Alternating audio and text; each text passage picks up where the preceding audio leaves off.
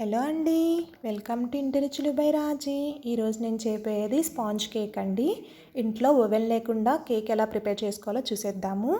దీనికోసం గిన్నె తీసుకొని పిండి జల్లించుకునే విధంగా ఇటువంటి గిరెట్ ఒకటి తీసుకున్నాను. మీరు జల్లెడ కూడా యూజ్ చేయొచ్చండి. 1 కప్పు మైదా వేసుకుంటున్నాను. 1/2 spoon baking soda, 1/2 spoon baking powder వేసుకొని దీన్ని మంచిగా జల్లించుకోవాలండి, ఉండలు లేకుండా. కేక్ ఎప్పుడైనా ఇలా జల్లించుకునే వేసుకోవాలండి పిండి, లేదంటే కేక్ స్మూత్గా రాదు. ఇలా జల్లించుకొని పక్కన పెట్టేసుకుంటున్నాను. ఇప్పుడు ఒక మిక్సీ జార్ తీసుకొని ఇందులో షుగర్ 1/2 కప్ షుగర్ యాడ్ చేసుకొని మెత్తగా పౌడర్ చేసుకోవాలండి. బరక అసలు ఉండకూడదు. ఇలా పౌడర్ అయిపోయిన దానిలో కొంచెం పించ్ ఆఫ్ సాల్ట్ యాడ్ చేసుకోవాలి. తర్వాత 3 ఎగ్స్ వేసుకుంటున్నాను అండి. మీరు 2 ఎగ్స్ వేసుకున్నట్లయితే 2 స్పూన్స్ మిల్క్ యాడ్ చేసుకోండి. నేను 3 ఎగ్స్ వేసుకున్నాను కాబట్టి 1 స్పూన్ మిల్క్ యాడ్ చేసుకున్నాను. టెక్స్చర్ బాగా వస్తుందండి. 1 స్పూన్ వెనిలా ఎసెన్స్ వేసుకొని మెత్తగా దీన్ని బ్లెండ్ చేసుకోవాలండి. ఇలా క్రీమీ టెక్స్చర్ వచ్చేంత వరకు బ్లెండ్ చేసుకోవాలి. ఇప్పుడు ఈ మిశ్రమాన్ని పిండిలో వేసేద్దాము. చూడండి, ఇలా వేసేస్తాము. ఇప్పుడు దీన్ని ఒక గరిటెతో కట్ అండ్ ఫోల్డ్ మెథడ్లో మనం మిక్స్ చేసుకోవాలండి. విస్కర్ కూడా యూజ్ చేయొచ్చండి. గరిటెతో అయితే ఇలా కట్ అండ్ ఫోల్డ్ మెథడ్లోనే మిక్స్ చేసుకోవాలి. ఒకే విధంగా గరిటెని తిప్పాలండి.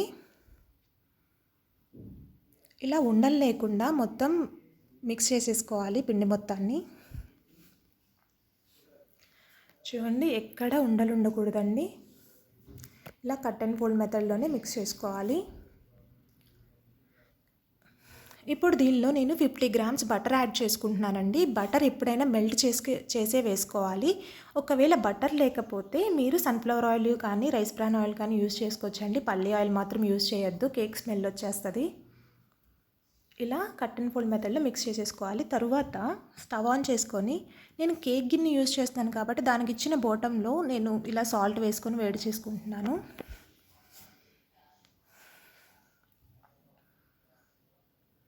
ఇలా కేక్ గిన్నెలో దీనికి ఇప్పుడు గ్రీజింగ్ చేసుకోవాలండి. 1 స్పూన్ గీ వేసుకొని మొత్తం స్ప్రెడ్ చేసేసుకోవాలి.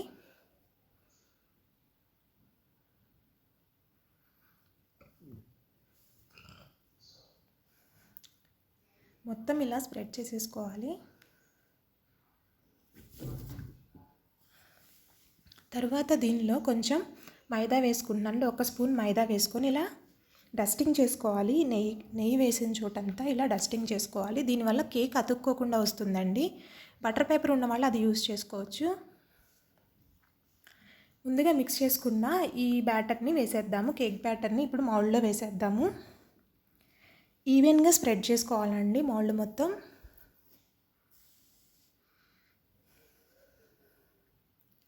ఇలా మొత్తం ఈవెన్గా స్ప్రెడ్ చేసేసుకోవాలి. ఇప్పుడు ఒక 2 టైమ్స్ ట్యాప్ చేయండి. ఏవైనా ఎయిర్ బబుల్స్ ఉంటే అవి రిలీజ్ అవుతాయి. లేదంటే ఇలా టూత్ పిక్ తీసుకొని కొంచెం 2 టైమ్స్ అలా మిక్స్ చేస్తే ఎయిర్ బబుల్స్ అన్నీ రిలీజ్ అయిపోతాయండి. ఇప్పుడు మౌల్డ్ని స్టవ్ మీద పెట్టేసుకుంటున్నాను.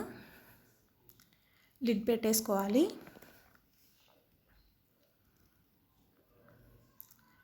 లిడ్ పెట్టుకున్న తర్వాత 35 to 40 మినిట్స్ లో ఫ్లేమ్లోనే కుక్ చేయాలండి. హై ఫ్లేమ్ అస్సలు పెట్టకూడదు. చూడండి, నేను 35 మినిట్స్ తర్వాత ఒకసారి లిడ్ ఓపెన్ చూసుకుంటే కేక్ కుక్ అయిపోయిందండి. చూడండి, మంచిగా బేక్ అయిపోయింది. ఇలా టూత్ పిక్ని పెట్టినప్పుడు ఎటువంటి బ్యాటర్ అంటుకోకుండా వస్తే కేక్ మంచిగా బేక్ అయినట్టండి. ఇప్పుడు దీన్ని 20 మినిట్స్ రెస్ట్ ఇవ్వాలి. అలా కేక్ గిన్నె లేకపోతే ఇలా మందపాటి గిన్నెలో సాల్ట్ వేసుకొని ఇటువంటి స్టాండ్ ఒకటి పెట్టుకొని దీనిపైన మౌల్డ్ పెట్టుకొని క్లోజ్ చేసుకోవచ్చండి. చూడండి, కేక్ని డిమౌల్డ్ చేశాను. కేక్ ఇలా డిమౌల్డ్ చేసుకున్నాను. చూడండి, చాలా ఫ్లఫీగా వచ్చింది కేక్. ఒకసారి కట్ చేసేద్దాము.